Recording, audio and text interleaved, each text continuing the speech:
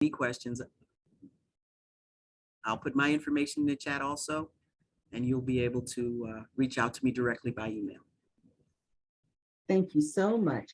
Now we'd like to hear from Ray. Are you here? De Guzman, who will be speaking. Hi, Celeste. In place of Associate Director Mary Giles. Good morning, everyone. My name again is Ray De Guzman. I'm the Chief Engineer for the Site Road Plan Review Division. Speaking on behalf of my Associate Director, Mary Giles. Our division is responsible to review site development plans for subdivision, also responsible for single-family development, roadway construction design, storm drain and stormwater management, and we also regulate the floodplain management in the county. So if you plan to build a house, the first thing that you need to contact is our division, so we could guide you on how to proceed with getting that permit. And if you have any question, just feel free to ask, and we'll try to answer your question as best as we can. Thank you. Thank you so much. Now we'll hear from our Assistant Associate Directors, another really powerful group of customer service oriented supervisors. Karen Spears first. Good morning, everyone, and welcome to the third Thursday DPIE presentation. I'm Karen Spears, the Assistant Associate Director for the Permitting and Licensing Division, where we work hard to work smart and be able to provide our customers with accurate information regarding the permit process and assist them with any technical issues or technical needs that they may have in order to go through our online application, online plans review, and issuance process. Although there are more of you than there are of us, we do our best to respond in a timely manner and assist you as well as we can. So thank you and welcome again. Thank you so much. Assistant Associate Director George Holmes. Good morning and welcome to Third Thursdays. My name is George Holmes. I'm the Assistant Associate Director for Inspections. As stated, we do construction inspections for site construction, residential building construction, commercial construction, and unpermitted, or what we call illegal construction. So if you have any questions, please drop them in the chat or feel free to ask them during this time, and we'll assist you with any answers.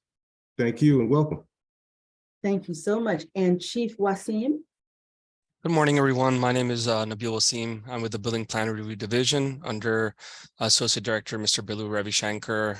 My team reviews all commercial and residential building permit plans, and the review involves building, structural, fire, life safety, electrical, mechanical, and health. The plumbing reviews are done by WSSC. That is outside of our scope of work. And if you have any questions, drop them in the chat, or feel free to reach out to me. Thank you. Thank you so much. Are there any other DPIE staff members, supervisors who'd like to address the group?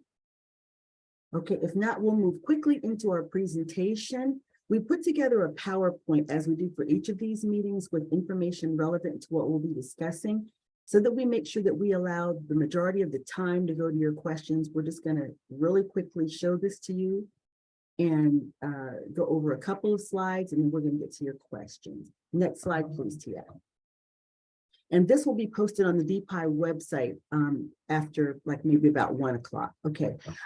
You heard several of the associate directors and deputy directors talking about reaching out to them directly. This slide provides contact information for each of them, so you're welcome to reach out directly to any of them. It also talks a little bit, again, about what each of the divisions are responsible for. Next slide, please. We appreciate everybody taking time to join us today. I see a number of people who are with us most of the time. I see Mr. Woodruff down there. We hold these meetings every third Thursday from 11 to noon. Without fail, we're here. So if you would join us, we're happy to have you. If you have any information that you'd like us to provide, please let us know. If there are topics that you'd like to have us cover, please let us know. The open forum that we'll be having today resulted from people who said that they were interested in coming to hear information, but they also wanted the opportunity to speak directly to the management staff here. So that's why we do every third meeting. Every fourth meeting is an open forum. Next slide, please.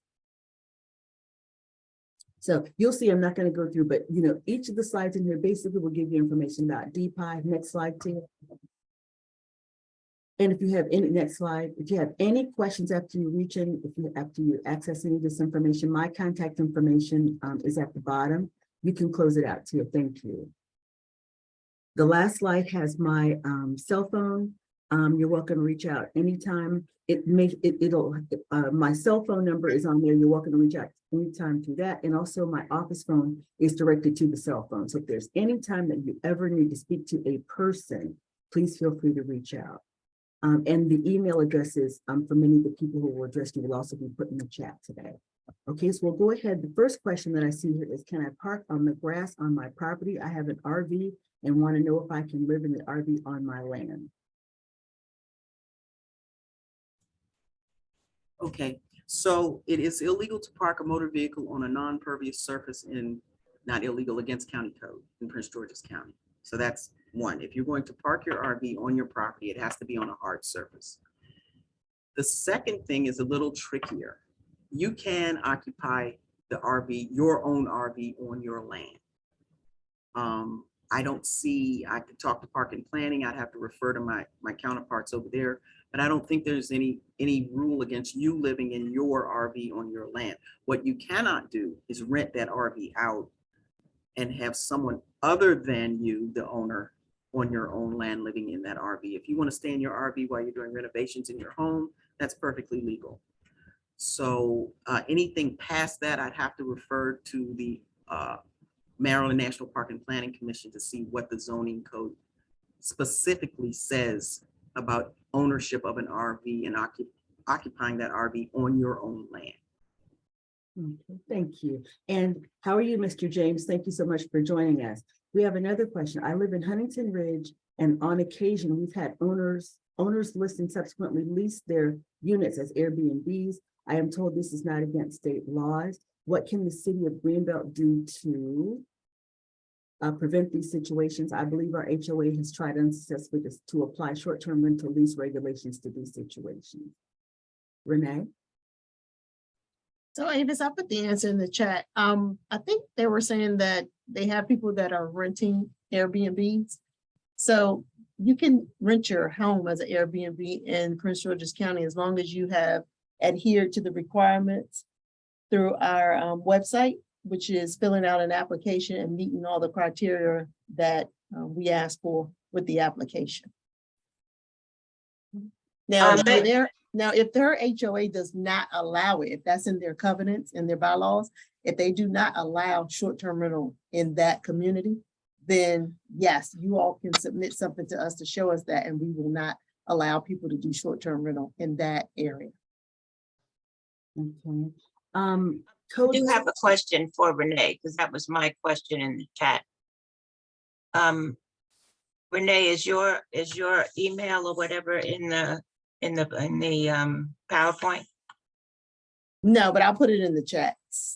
Okay, because this is a question that has come up over the past several years.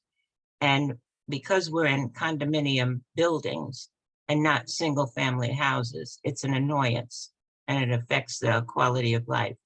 People come and rent these so-called Airbnbs, and they're looking for permits for the pool and the tennis courts, et cetera, et cetera.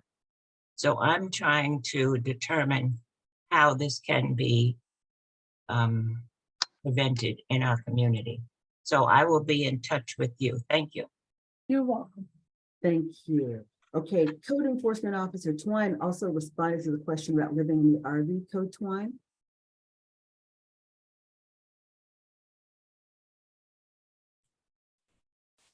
I'm sorry, Avis. Ms. Valerie answered that question. Okay, Yes. all right. Okay, let's take another couple of these and then we'll get to the live questions. Janie Cuffey, town of North Brentwood, wants to know what is the going rate for single family rental properties and businesses. Val, can you respond to that? Sorry, can you Avis, ask the question again, please? Okay, Renee. I'm sorry, but I'll take this one. Oh, okay, I So didn't the- even. That's okay. So the price of a single family rental license is $126.50 for 2 years. Okay, thank you. Okay, now we'll go ahead and take some questions from the floor. Ms. Nareden, I hope I'm not butchering your name. Thank you. It's Nuruddin. Can you hear me? Yes, we can. Okay. I had, first of all, congratulations. Happy birthday. I thought you guys were older, so I'm glad to have this information. I have really two questions. I live in Bowie, and I wanted to know, what is your relationship? Let's say if a condo wants a elevator inspection because of ongoing problems with the elevator, do they contact you guys or do they contact Bowie, or what is the relationship? The other relationship question I have is, what is your relationship with schools in terms of code enforcement for maintenance, occupancy, and those things like that, or if you even have a relationship in that domain? Avis, I will go ahead and take that. Good morning. With regard to elevators maintenance or new elevators, elevators are overall regulated by the state of Maryland. If you basically Google state of Maryland elevator basically requirements or guidelines, it will take you right into the state regulations. A state couple of years ago changed that to a third-party process. So basically, it will guide you through how that works. If it's a new elevator, it still require a state inspection. If it's an existing elevator, if you walk into an elevator on the right-hand side or left-hand side of the elevator, should be a sticker with the expiration date. It's the owner's responsibility to basically go back to the state and request a re-inspection for that. Only thing we regulate on elevators are electrical component of it.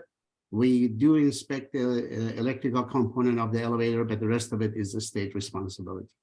I hope that answers your question. If you're having any issues contacting the state, please pick my information from chat and send me a note. I'll be more than happy to help you with that to get a resolution if you're having any issues. With regard to the schools, all new schools, if they're under construction, they will be regulated by Prince George's County Inspections Division. So we are responsible to regulate new construction. We worked very closely with the fire department as a major partner on everything we do. And once the school is completed, we turn that school to the fire department for annual inspections. We do require annual inspections on the county subtitle 11 requires, and also state fire marshal office requires basically routine fire alarm sprinkler inspections. We also assist with the fire department if there are any need from us to be involved to help them out to do annual inspections. But once we are done and we issue the use and occupancy for that school, it basically moves to the fire department for any issues or concerns that you may have with that particular school. Now, if there are any particular schools that you have a question or concern with, again, please send me a note. I will contact my colleagues over at the fire department, make sure we address those concerns. Thank you so much. Mr. Clendenin, please. Thank you for allowing me to posit my question. My name is John Clendenin, and I am the president of the Ashwood or Vista Estates West Homeowners Association. I also posted a question in the chat that's different from the one I'm asking now. But we have a situation in our community where people are parking commercial vehicles and trucks. And we have worked with our community officer who suggested that she's in contact with DPIE and that there would be forthcoming redress. But I'm not seeing that. And so I'm interested to hear what you guys' feedback is around that. Thank you for the question. Are the commercial vehicles parked on private property or are they on the street? I consider it private property because it's in our community in the driveway. So I guess Okay, the driveway. It's on someone's driveway, not on Yeah. the street itself. Correct. Okay, that does fall under our purview. If you could, I put my information in the chat. If you would just email me directly and let me know what addresses we need to refer to, and that is something we do investigate and we do cite. Okay, I appreciate it. Can I ask my second question, even though that was a question? Okay. Sure. So second question, for simple permits, this is personal now. I have some land someplace in the county here and I'm trying to do something with it. And the permitting process is really, to me, geared towards people who have like developers or things like that. Is there a permit process that's more geared to homeowners so that you can easily, just this acronyms and other terminology that's not familiar to me as a homeowner? And I may need to engage an expert just to fill out a permit. And this is for something simple like putting a shed on my land, something like that. Yes, good morning. This is Mr. Ravi Shankar on the building plan review on the permitting and licensing. Yes, we do have we opened up a homeowners center exclusively to help homeowners. Unfortunately, due to COVID, that operation is still continuing, but we do have what is called the VPC, Virtual Permit Center. And if you have any application that you would like to submit to get a permit for installing a shed or making certain improvements to your property, they are defined in our website. What are the types of permits that are that can go through Virtual Permit Center? And I will recommend you to, we can, if you don't mind, you can contact us or Miss Karen Spears, my assistant associate director. We'll be more than happy to help you walk through the system, help you also apply for a permit online, and we'll help you with that permit. It should be a walkthrough permit based on what you're saying. Okay, so is there you said a special division that I need to reach out to, or just contact Karen Spears? Yeah, Karen Spears, Permitting and Licensing Division. She's the Assistant Associate Director. You can see her contact information in the chat. Okay. She'll be more than happy to assist you with your application and the process. Thank you for taking my question. Thank you. Okay, I am not sure if I'm going in order, but I think Mr. Nunez was next.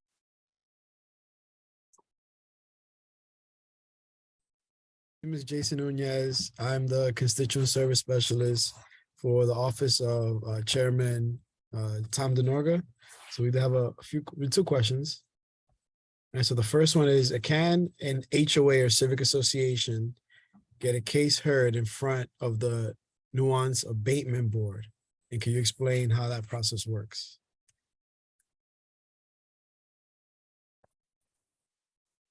Okay, so the cases that are brought before the Nuisance Abatement Board are brought by agencies. And you need a minimum of 2 agencies to bring a case forward. So you can make your complaint to us, and as DPIE, if it falls under our purview, then we can take it before the board. But it has to route through a county agency.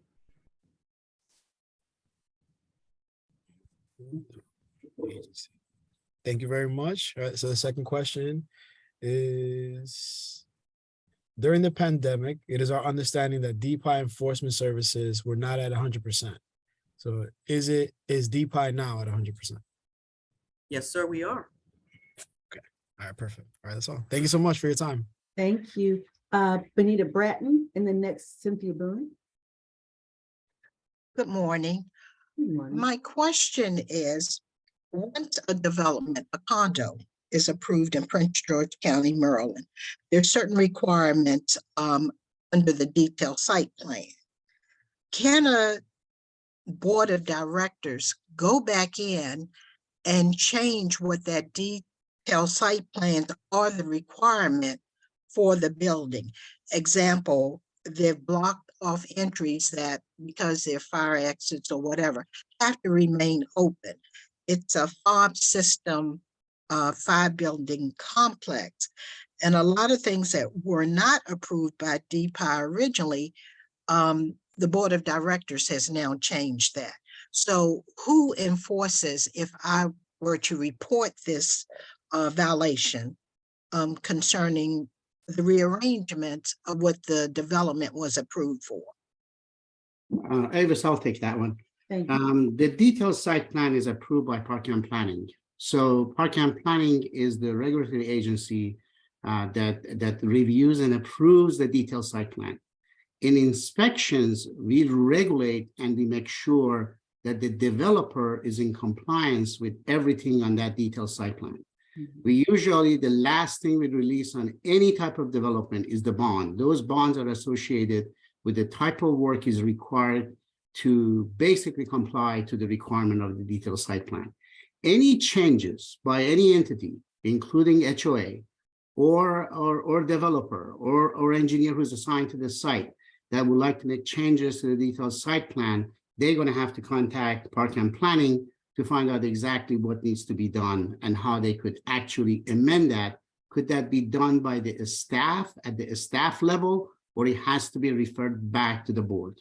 So that is basically our current regulation. That has not changed for many years. So if you see any issues with that and you see a need for that to be changed, please drop me a line. I'll coordinate with Park and Planning colleagues to make sure that they hear from you. And again, sometimes they could make changes at the staffing level, which is much quicker and easier. And if that's a simple correction or modification, they should be able to help you. If not, they're going to have to refer you to the planning board. I hope I've answered your question. Thank you. Well, I do have another question. This is no longer under developer control. It's under control of investors who are the board of directors only because they own more of the units. This is Tribeca at Camp Springs, and it's approximately 13 years old. If we have closed the case and we have released a bond on it, we basically don't have any additional work to do out there. So if you are making any changes to that, then that needs to also go back to Park and Planning. If it's that old, we probably have released the bond as we speak.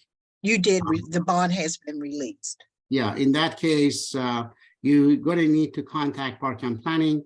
And if you like to send me a note, I'd be more than happy to send that to our colleagues over at Park and Planning to contact you to see what's the best way to proceed.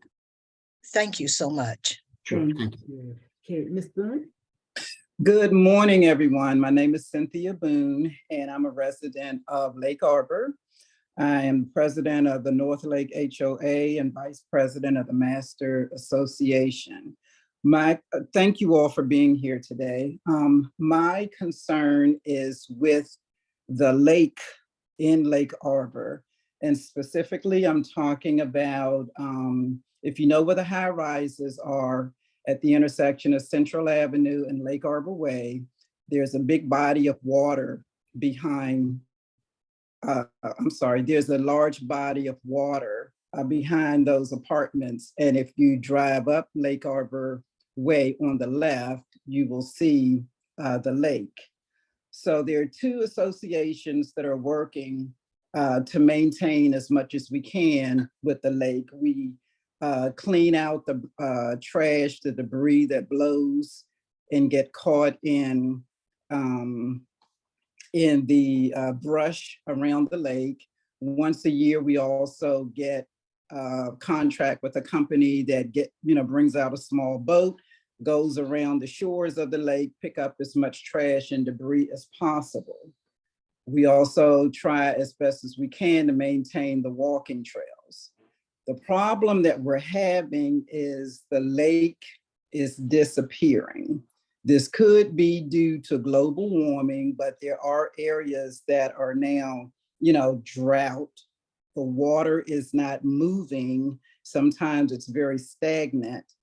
But, the lake is used for diving training for maybe the fire department or the county police. The lake is being monitored for water level by another agency within the county. But what we're not seeing is any help in dredging the lake or maintaining it. So then there's another concern. Is it really a lake? Is it a watershed? Is it a water runoff? Whatever it's being termed, we're trying to figure out how we can get some help in maintaining the water, the purification, the dredging, the silk, or whatever that stuff is called, that's been growing over the years and not taken care of. Thank you.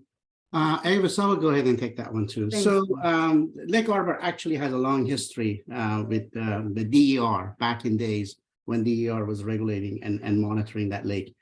That responsibility has been sent over to DOE, Department of Environment. So many years ago, we had a issue with the core trench out there. And as you know, there is an outfall right by the road that it takes the water under the road.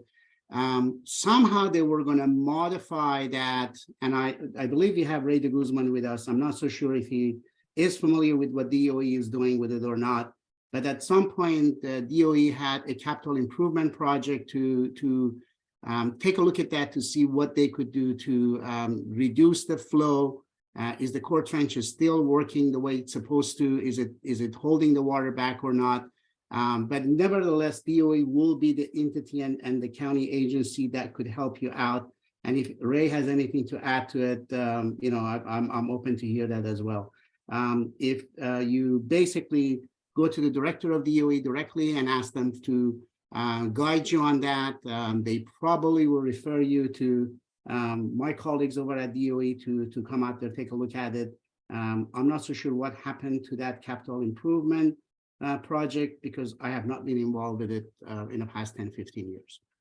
Ray, do you have any additional information on Lake Harbor? Well, you're right. There was a plan to do a CIP to improve the embankment of that facilities. And basically, I have no idea because it's DOE right now is self-governing concerning their CIP pertaining to the pond. But I have not received any kind of preliminary design to do the retrofit for that embankment.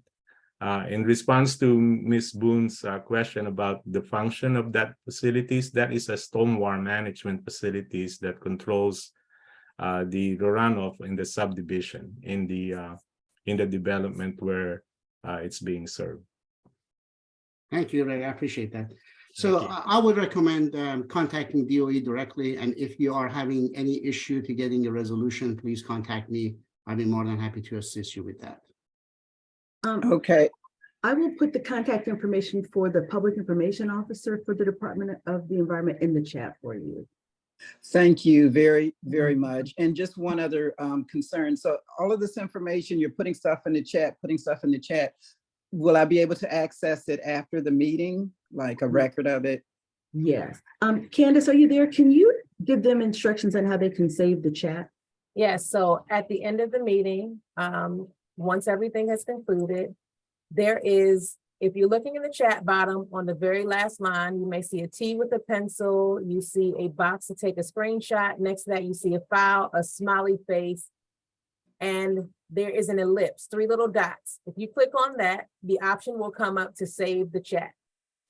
Once you save the chat, that will create for you on your computer a Word document, and you will pick the location and give it a title. It should prompt it for the title of the meeting, and you will have a copy of everything, of all the conversation in the chat. I'm sorry. Okay, I might have to have someone send it to me. I'm sorry, I have an Apple product and everything is backwards and upside down. So thank you. Somebody else in the chat will send that to you. Somebody asked about the recording. We won't send it to everybody, ma'am, because it's really large, but it'll be posted on the DPIE YouTube channel this afternoon or tomorrow morning, okay? All right, thank you. Now, let's get another couple questions, then we need to get to some of the questions in the chat too. Ms. Reader, I'm sorry, Ms. Butler. Okay, good afternoon, good morning, and thank you for sponsoring this forum. My first question is who can a resident contact if they are not satisfied with the results of a complaint? For example, I have a resident who reported that a mattress was leaning either against the tree, the house, or something, and it came back that it was closed. The inspector wasn't able to make contact with the resident. And she's had another complaint she filed, she found out that someone at 311 had said she closed the case.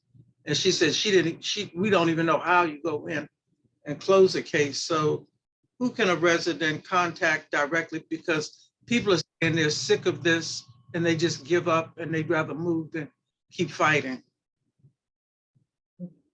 Thank you. Val, can you take that one? Ma'am, do you have an address? I can, if she can contact you, she can.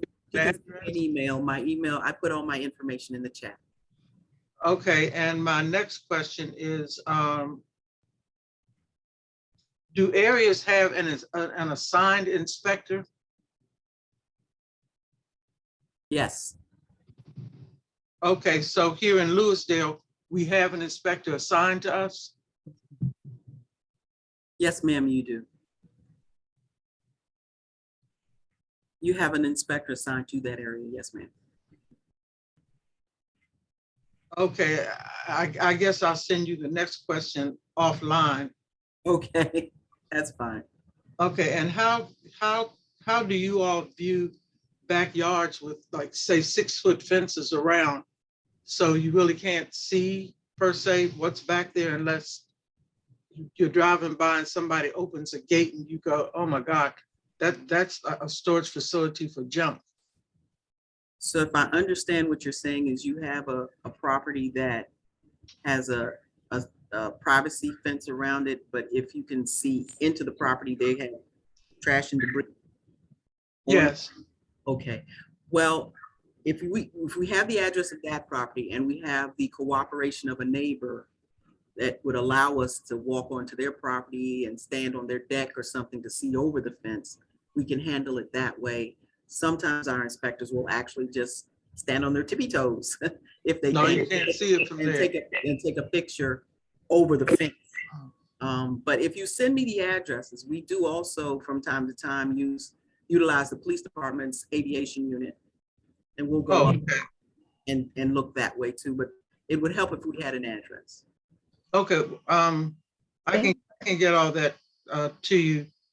And I think the other questions I have, I need to ask. Oh, Ms. Reader, I'm so sorry. Can we get to some of the other questions? Could you put those in the chat for us so we can get to some of the other questions? I really appreciate it. Yes, ma'am. Thank you so much. Mr. James has been waiting patiently for us. Thank you very much, Davis. I appreciate it. My name is Jesse James. I'm the community manager for Ridges at Landover and Metro Point in Landover, and we have some issues with security that the homeowners have brought up to me, and I guess that they've been battering around getting a gate from Landover Road into the communities where they can basically block off and have gate access.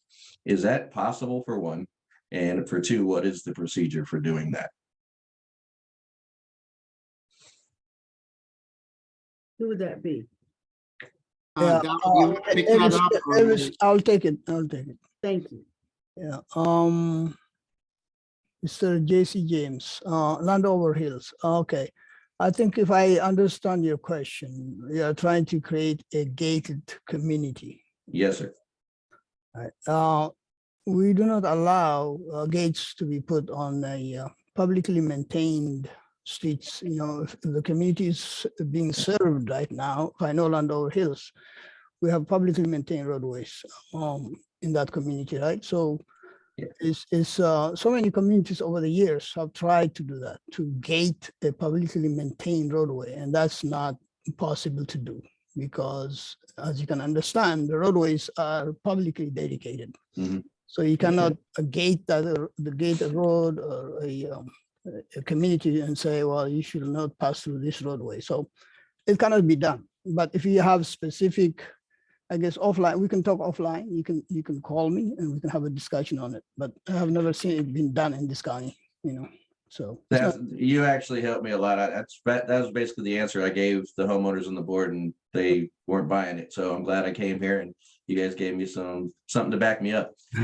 no problem. I'll back it. I did have a really quick one also for developer issues, because the developer's about to get up on, and we have quite a few issues with sound issues and sound transference in our condos, and then other issues that we have a warranty claim against the developer. Who here would I contact more about that? This is Vedat Koshaim again. You could go ahead and forward that to me. If it's an ongoing construction, we'll take care of it. And to piggyback what Deputy Director Abraham said, you got to keep in mind that the fire department access to all the roads in Prince George's County is extremely important. Fire department and EMS. So any kind of gated road will create a major issue for life safety to get a truck out there. Fires burn real fast, especially in single family homes. So just keep that in mind. That's why we are not so much supportive of gating county roads, and also even private roads, because the fire truck got to get there, and in a matter of seconds, not even minutes. But again, getting back to your question about the sound, please send that to me. We'll follow up with you. Thank you. I appreciate it. You guys are awesome. Thank you so much. Thank you for joining us. I don't want to butcher your name, Cornero. Yes, how you doing? Good afternoon. Quick question. For a site concept plan for an infill development, can that be signed by a landscape architect or only a civil engineer? This is Ray de Guzman. Yes, a landscape architect could sign the concept application. Thank you. That was it. Thank you. Ms. Ogun Benny. Hi, good morning. I am a board member on within the Villages of Marlboro Community Association, one of the HOAs. And two questions. One I put in the chat. Is there distribution list for our communities to join so we can be in the know with DPIE? And then the second is, are there any recourses for tenants of or residents of our neighborhoods who are threatening board members? Okay, as far as the first question was, you wanted to know if somehow you could be put on the list so that you'll receive all the communication from DPIE? Yes. If you put your information in the chat, I'll reach out to you and tell you how you can get on board with us to get everything that we need, including invitations to these meetings, okay? Or Ms. Panera, you can just take my cell phone number down, 240-508-9723, and give me a call after the meeting. We'll chat. All right, thank you. You're welcome. So the second question though, about residents threatening board members, is there any recourse for that? So Avis, I'll take that call. I think, ma'am, I think at any point that cannot be condoned in this community. I think you may want to reach out to your local district and have a conversation with them regarding that. I don't know the necessary threats that are being made, how they're being made, but obviously that's something that's very concerning, and you need to kind of elevate that to maybe to a local police district. All right. Yes, sir. Okay, thank you. Ms. Prince? Yes, thank you. Good morning. How are you, everyone? Yes, I just have a quick question, if it's possible. My husband and I are trying to build a home in Brandywine, and we were working with this gentleman. His name is Andrew Husbands. It's a AAA consultant in Lanham. And on March 9th, he stated that he received an email from DPIE at 9:45 a.m. stating that the concept is approved, but it's pending a payment, I guess, once he received the invoice from DPI.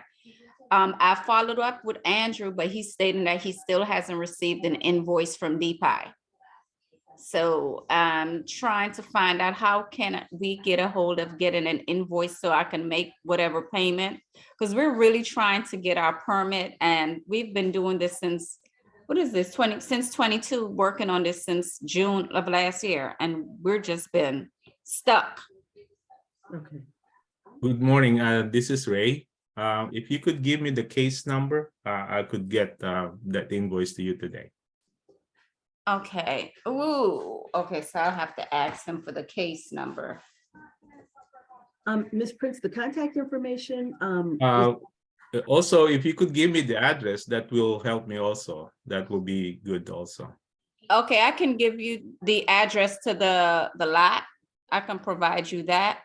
I don't have the case number because he didn't provide me that.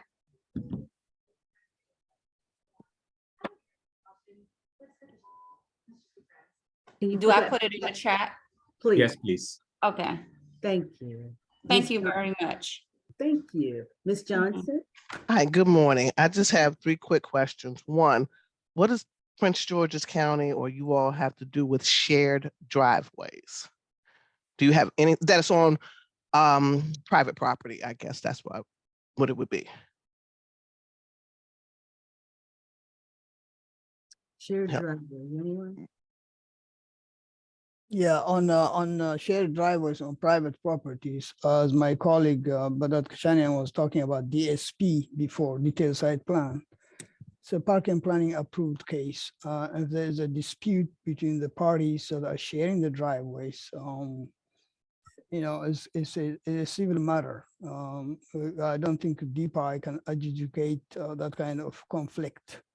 We had dealt with similar problems in the past, and we tried to, mediate between the parties, but that's as a public service. But we don't have the purview nor the authority to mandate how that private shared driveway is going to be used. So, but if you feel like you want to pursue it with in particular with me, I had experience in these cases. We can talk about it on the side. Okay. And the next question would be, is the DPI permit site up to date? Because I've checked it and they say that there are applications and we're looking at 3 years going out. Has it been finished and approved? Because the person has finished the construction, but I think they've done some other things than what an inspector would have come out and checked. So we are talking about the new construction? No, changing of their house. They changed the outside of their house. And they put in the application and they got the permit, but I do not think that the inspectors have come back out to check and see that they did it correctly or didn't add more to what they were asking for. Also, the work was already been done, so they need to call for inspections. But if you give us the address, I think we can pursue that. But would that be in your shop? Yeah, if you could send me an address, just send it to my email and I'll follow up with you. Okay, and then the quick one here, rentals. People are renting their property out, but when you call 311, you're like, they've got 13 people living in the house and the house isn't built for 13 people. Is there anything that the county can do about this or that we've explained? Because when you have that many people and they've got 10 cars, it just makes kind of an area bad for the rest of us. So go ahead. Go ahead, Renee. I was just gonna say, so the only thing that DPI can do is go out and if it is a licensed rental property, we do inspect licensed properties once every 2 years, or if we get a complaint. So we can go out to the property and see how many people are actually residing there inside the property. But if we do not have a license on that property, no, I mean, we can knock on the door and ask to come in, but if they tell us no, there's nothing, we can't force our way in. Okay. So as far as the cars that are on the property, if they are not licensed vehicles, then you can contact PGC 311 about that, and we will come out, send an inspector out to make sure that they properly license the vehicles. But as far as the number of vehicles, I mean, as long as they are up to code, there's nothing that we can do about that. So if you know that they're renting the house out, but they don't have a rental license, you Then all we can't will- come to do anything. We will go out and contact the owner if we have the owner's information and send them a violation notice for not having a rental license. But also keep in mind that there are exemptions in the rental licensing law that would apply. So we would have to see if they have one of those exemptions also. No, I agree with that, but when you know the house was built in 1950 and it doesn't hold 20 people living in it, you would think that would be a violation. But thank you so much. I'll send my rest of my things in. Thank you all. You're welcome. Excuse me, Val, can you talk for a minute about what you think and the reality of what you can enforce? Yes, I absolutely understand how difficult it would be to be in a neighborhood. In my case, I live in a cul-de-sac. So if the person next door to me decided they were going to have 40 people living in their house, and you know, obviously I'm exaggerating, and everybody had a car, it would make it very difficult for all of us in the neighborhood. The problem we have is people can let their relatives move in.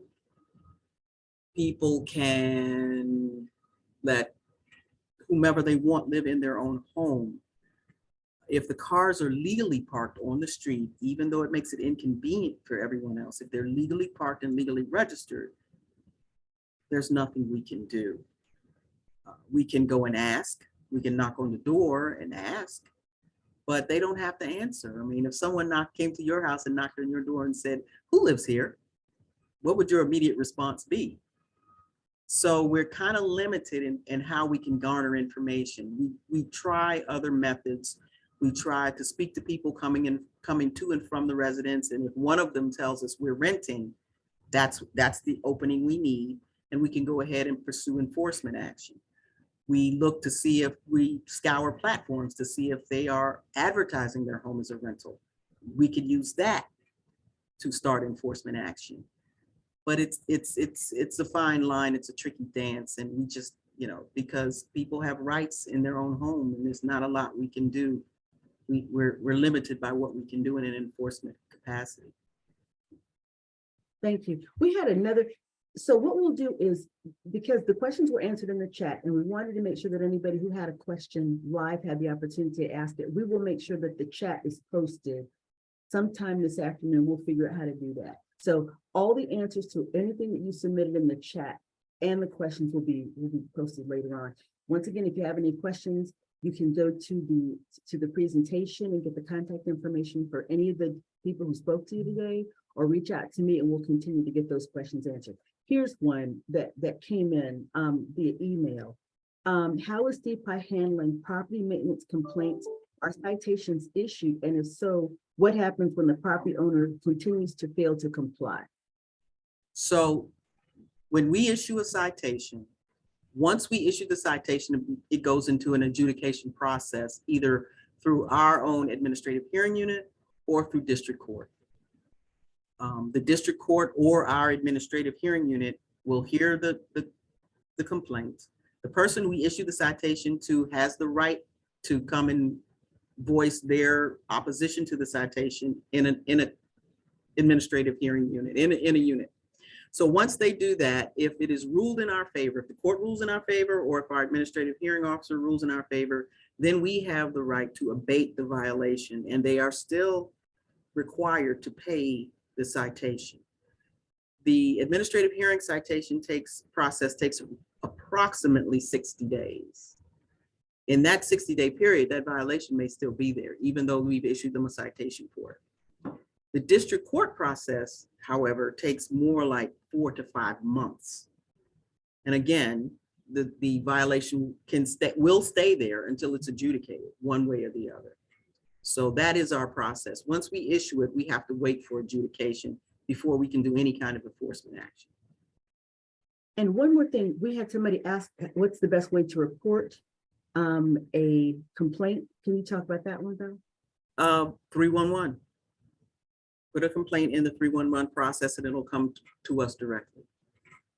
And if anything ever happens and you wait for a long time and you really need an answer, you're welcome to call me or text me. The information will be on the chat. Either text me, email me, or call me and give us that complaint number that you received when you contacted 311, and then we can track it for you. Ms. Atkinson, or Mr. Atkinson, I'm sorry, D. Atkinson. Yes, good afternoon. I put a question in the chat, but thank you for taking my my call. This question is for a relative. She's a senior citizen. She's not on because she's at a doctor's appointment. She called 311, and I misstated the months. It was June of last year to file a complaint against her next door neighbor because their backyard is just full of junk, and it is and has been attracting snakes and other vermin. She's called for a status on when someone will come and at least, inspect the property. And they keep telling her that it's going to take a minimum of 6 months to even get to her complaint. In the meantime, her neighbor's property has disintegrated even more, and she just doesn't know where to turn. So that's why I am on the call right now. So the inspection time does not take 6 months. What the verbiage may be misunderstood. It may take 6 months to come to a completion, but it only should take 3 to 5 working days to garner an inspection. Can you give me the address, please? Because it may have already been inspected and it may be in our adjudication process somewhere. And okay. Yes, because they've told her it hasn't been inspected. I can give you if you can give her address, we'll know to go next door, if that'll help. Okay, and she's in a situation where they have a very tall gate. So you probably will have to contact her to come into her property and look over. Okay. Her address is 5713 Sheridan Street, Riverdale, Maryland, 20737, I think. Okay, I got it. And her name is Valerie Gray. Yes. Her name is what? Valerie, Valori, Gray, Gray. And she would really appreciate it. Okay. Even though she spells Valerie wrong, I'll make sure I get out there and take care of her. Okay. All right. Thank you. Thank you very much. And I will still pass on the information, contact information that you all left in the chat. Okay. Thank you. If you could email me, that would help. And my information is in the chat. Okay. And you are Valerie Gray with a different spelling. Right. Okay. Thank you very much. You're welcome. Thank you. Do we have anybody from the Common Ownership community group with us? If so, could you unmute yourself to just, address the group for a second and maybe provide contact information or put that in the chat? Wasn't sure if we had somebody there. Avis, this is Norma Dorsey with the Office of Community Relations. The Common Ownership group does fall within the Office of Community Relations, but no one is here from that particular unit. If there's something that we need to pass on, we'll be happy to do so. I just thought somebody called me yesterday and said that he would be on the meeting, and I said I would give you guys a shout out if you were here. Well, James, Mr. Rogers may have tried to make it. We sometimes pulled in different directions, so that right, may be absolutely, absolutely. So if you want to put anything in the chat, for the the residents, if you think that would be helpful, that would be. I've added my contact information in the chat, and if anyone has service request numbers, we can do follow-up, because as I shared in the chat, we don't generally close service requests. That is generally the responsibility of the agency that's charged with that particular service type. And so the only time the call center should be closing any requests is if the complainant had access to close it because the issue has been resolved. So we're finding that we just need to know what the service request number is in our address so we can follow up appropriately. Okay, and Candace, can you come on and one last time tell people how they can get a copy of the chat, please?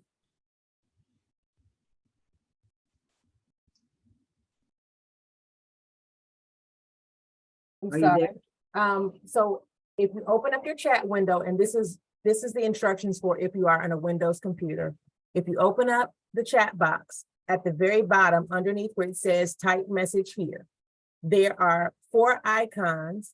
There's a T with a pencil, a box to take a screenshot. Next to that, you see file, an emoji, Right next to the emoji, there is an ellipse that says more. Once you click it on that menu, you will see an option to save the chat. Once you click save chat, it will come up, mine comes up, it says chat save with the green check box. And right next to that, you can click show in folder. It will take you right to that folder where the chat from this meeting has been saved for you. But we'll put that on the website later. Unfortunately, we have to go.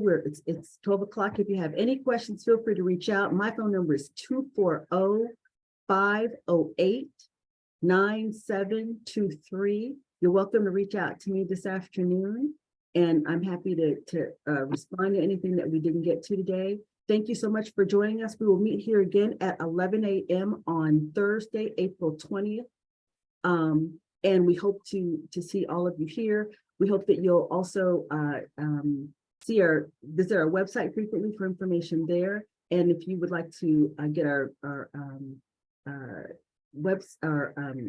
newsletter and other publications, you can sign into those through Gov Delivery or reach out to us and we can put you on a list. Thank you so much for joining us, and we'll see everybody on Thursday, April 20th. Have a blessed day.